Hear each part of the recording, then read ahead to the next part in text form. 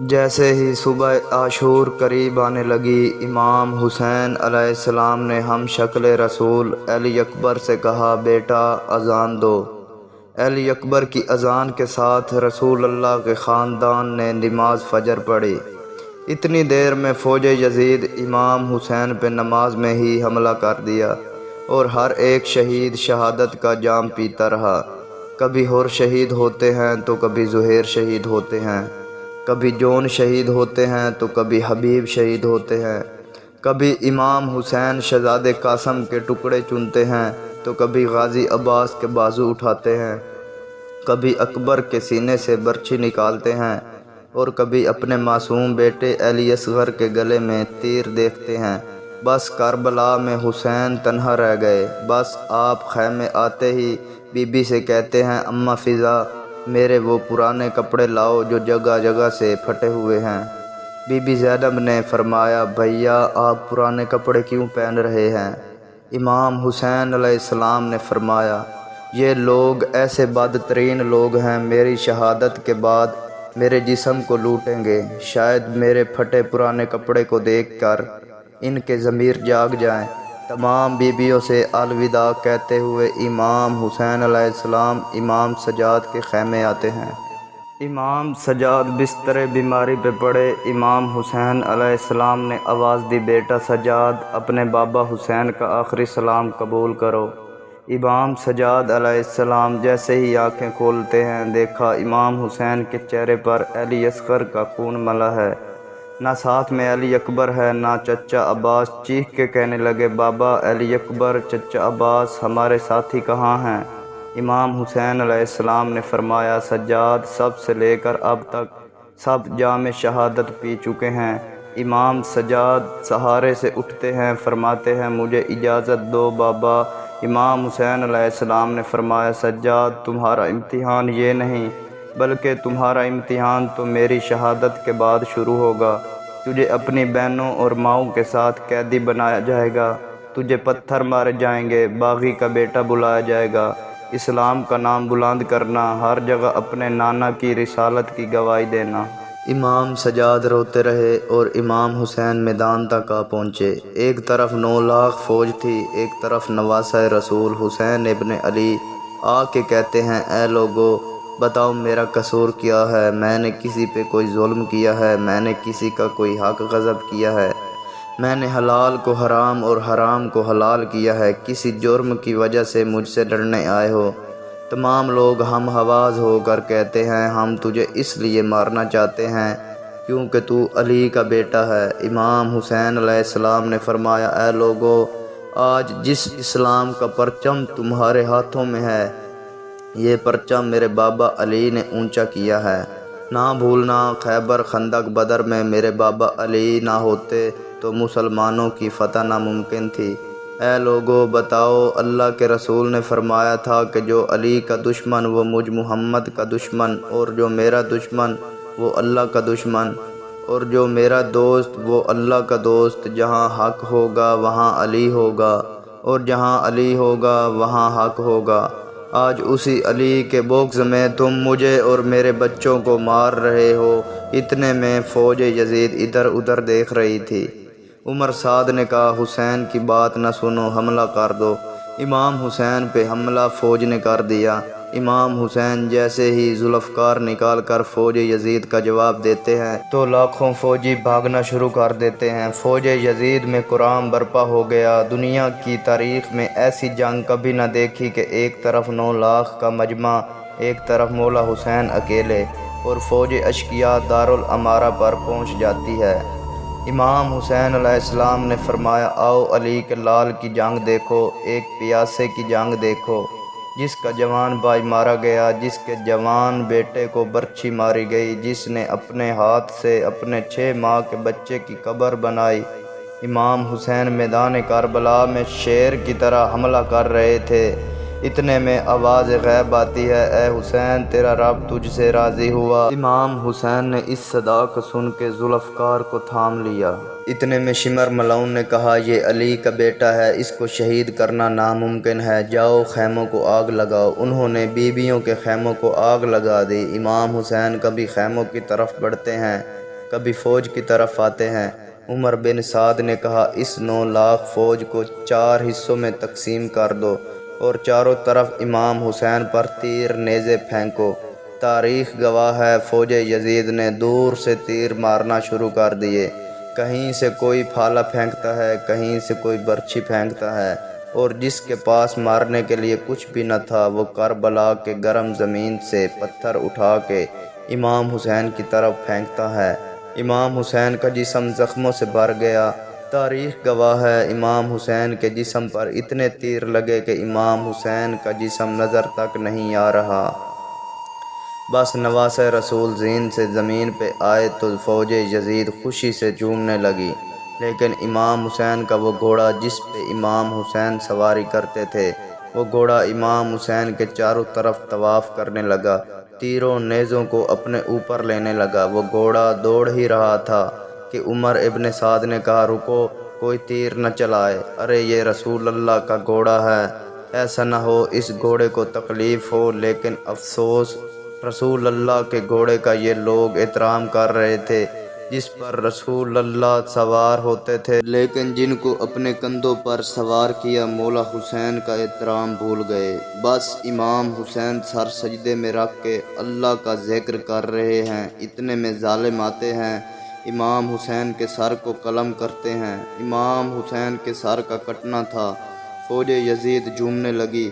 تاریخ گواہ ہے جیسے ہی امام حسین کا سر کٹا، لوگوں نے سادات کو لوٹنا شروع کر دیا۔ کوئی خیموں کے اندر آیا اور بیبیوں کی سروں سے چادریں لوٹ لیں اور رسول اللہ کے گھروں کے سامان کو لوٹ لیا، تو کچھ لوگ مولا حسین کے پاک جسم کی توہین کرنے لگے۔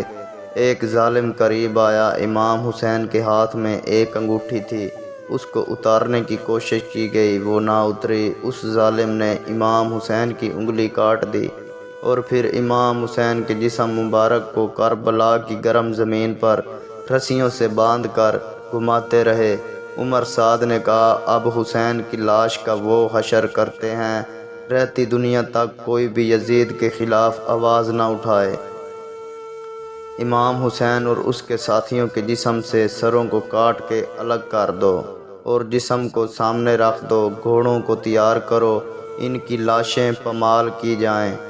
لیکن زمین کربلا گواہ ہے، کہیں سے کوئی کہتا ہے عباس کی ماں ہمارے قبیلے کی ہے، کہیں سے کوئی کہتا ہے اکبر کی ماں ہمارے قبیلے کی ہے، کہیں سے کوئی کہتا ہے قاسم کی ماں ہمارے قبیلے کی ہے، ہم ان کی لاشوں پر گھوڑے نہیں دوڑائیں گے۔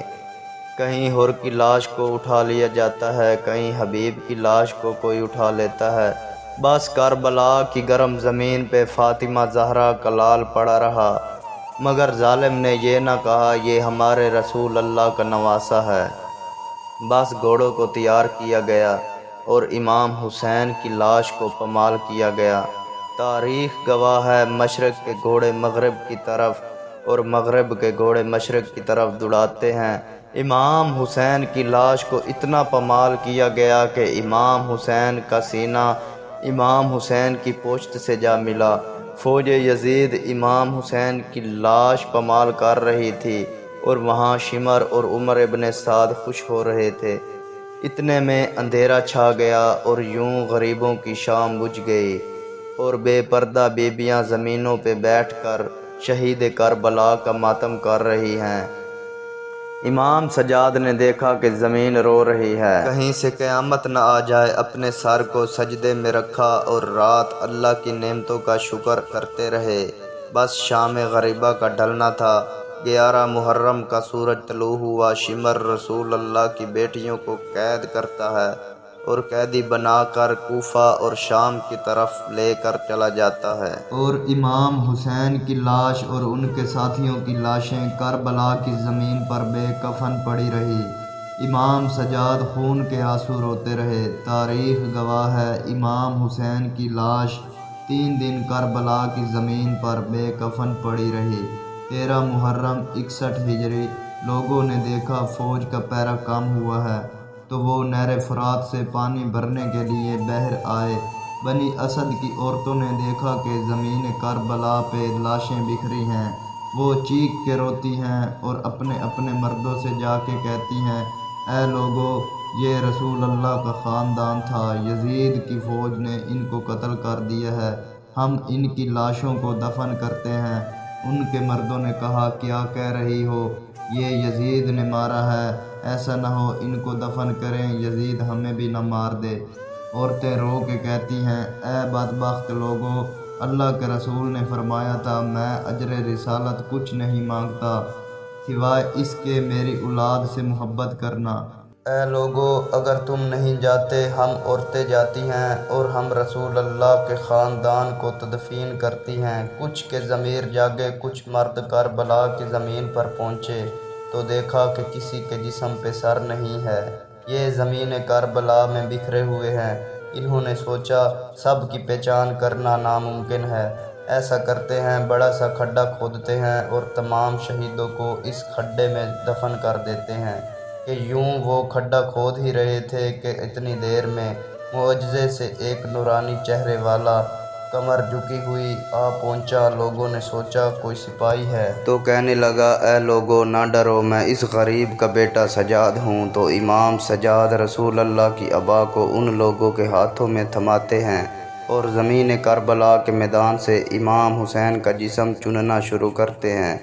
کہیں سے امام حسین کی انگلیاں ملتی ہیں اور کہیں سے امام حسین کے کندھوں کا گوشت ملتا ہے، کہیں سے امام حسین کی پسلیاں ملتی ہیں، اور امام حسین کے جسم کو جمع کر کے ایک جگہ کھڈا کھودتے ہیں تو پہلے سے ہی ایک قبر بنی ہوتی ہے، تو وہاں نواسہ رسول کو تدفین کیا جاتا ہے اور ساتھ میں علی اکبر اور علی اصغر کو تدفین کیا جاتا ہے، اور اس بڑے کھڈے میں تمام شہیدوں کو دفن کیا جاتا ہے، اور جس کو آج بھی زمانہ گنج شہیداں کہتے ہیں۔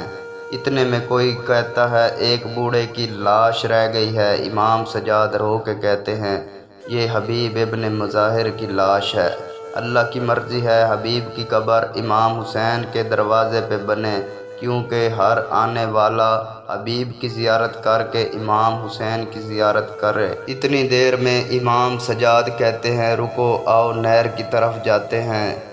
نہر کی طرف بڑھتے ہی رستے میں ایک بازو ملا، امام سجاد نے اس بازو کو سینے سے لگایا۔ آگے بڑھتے ہیں، دوسرا بازو ملا، اس بازو کو بھی سینے سے لگاتے ہیں۔ بس جیسے ہی تھوڑا سا آگے بڑھے، جناب عباس علمدار کا جسم نظر آتا ہے، تو وہیں جہاں مولا عباس شہید ہوتے ہیں وہیں پہ غازی عباس علمدار کی قبر بنا دیتے ہیں۔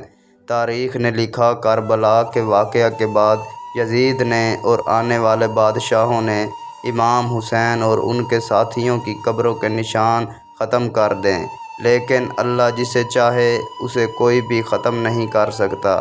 لوگوں نے چاہا نہر فرات کا رخ امام حسین کی قبر کی طرف کر دیں، لیکن تاریخ گواہ ہے نہر فرات کا پانی امام حسین کی قبر تک نہ پہنچ سکا۔